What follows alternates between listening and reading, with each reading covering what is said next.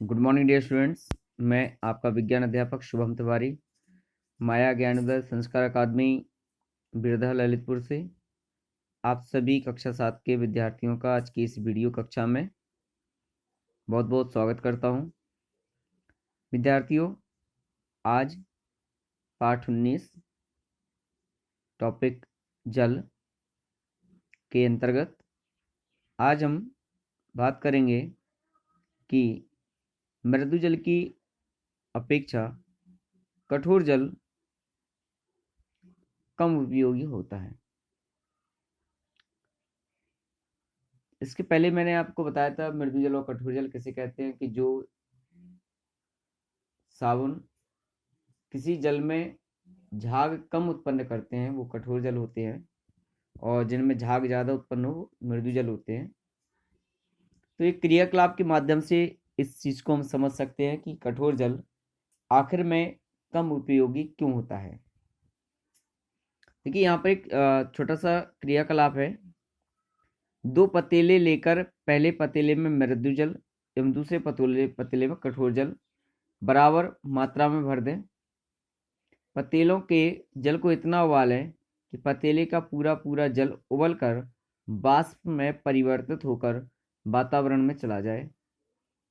इस प्रक्रिया को 4-5 बार करें एवं दोनों पतीले के अंदर वाले भाग तथा प्रयुक्त ईंधन की मात्राओं का लगने का समय अवलोकन करें। अर्थात दो पात्रों में, एक में मृदु जल है, एक में कठोर जल है। दोनों को किसी भी हांडी पर गर्म करिए और तब तक गर्म करिए जब तक कि ये जल द्रव रूप से वाष्प रूप में न परिवर्तित हो जाए। जब ये दोनों पुनः पूरी तरह से वाष्प रूप में परिवर्तित हो जाए तो इन दोनों में खर्च हुई ऊष्मा की मात्रा, उस समय की गणना दोनों में करिए। करने के बाद देखिए कि तो दोनों जलों को गर्म करने में खर्च की गई ऊष्मा की मात्रा और समय की गणना अगर आप करें तो हम देखते हैं कि मृदु जल में ऊष्मा और समय दोनों कम लगते हैं, जबकि कठोर जल में ऊष्मा और समय अधिक लगेगा। क्या होता है कि जिस पतीले में मृदु जल था उसमें एक हल्की सी सफ़ेद पपड़ी जमी होती है जो हाथ से ही साफ की जा सकती है, किंतु जिस पतीले में कठोर जल था उसमें अति कठोर पपड़ी जम जाती है, जिसे दूर करने के लिए हमें किसी नुकीली चीज़ की आवश्यकता होती है, उससे खुरचना उसे पड़ता है। साथ ही साथ कठोर जल को उबालने के लिए मृदु जल के उबालने की अपेक्षा अधिक ईंधन की आवश्यकता होती है। तो विद्यार्थियों, यही कारण है कि भाप के इंजन, बॉयलरों आदि में मृदु जल का उपयोग किया जाता है ताकि वह कम ऊष्मा तथा कम समय में आसानी से गर्म हो सकें। और घरों में भी कठोर जल की अपेक्षा मृदु जल उपयोग किया जाता है, क्योंकि कठोर जल में प्रयुक्त साबुन की जो मात्रा है वो अधिक खर्च होती है।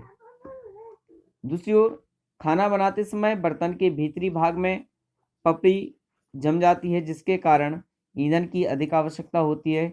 इसलिए बॉयलरों में प्रयुक्त मृदु जल खनिज रहित जल होता है, जिसमें जल की दोनों ही कठोरता नहीं होती और कठोर जल घरेलू एवं औद्योगिक उपयोग हेतु अनुपयुक्त होता है।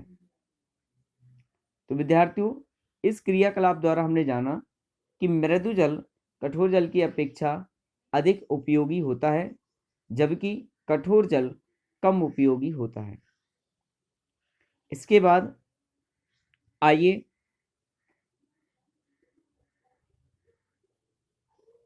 अगला हमारा जो टॉपिक है वह है आसवन विधि।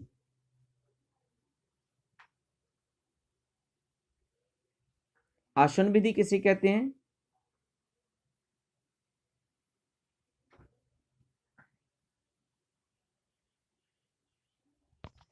आसवन विधि किसे कहते हैं?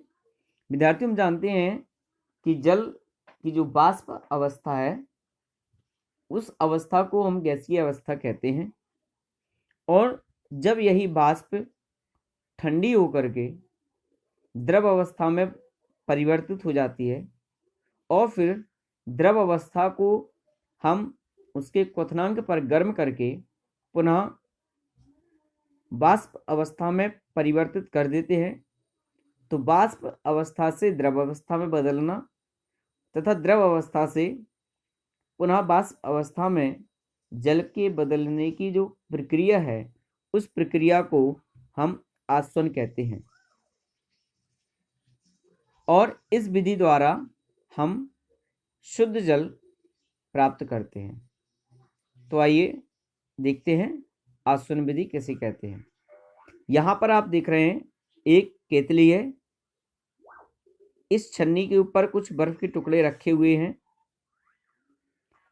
और इस केतली में जल भरा हुआ है, नीचे गर्म किया जा रहा है इसे।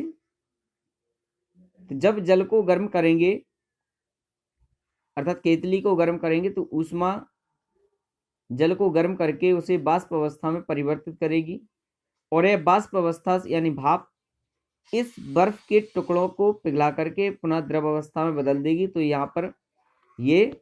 यहाँ जल की बूंदें एक पात्र में एकत्रित हो रही हैं, यानी द्रव अवस्था में हमें प्राप्त हो रहा है।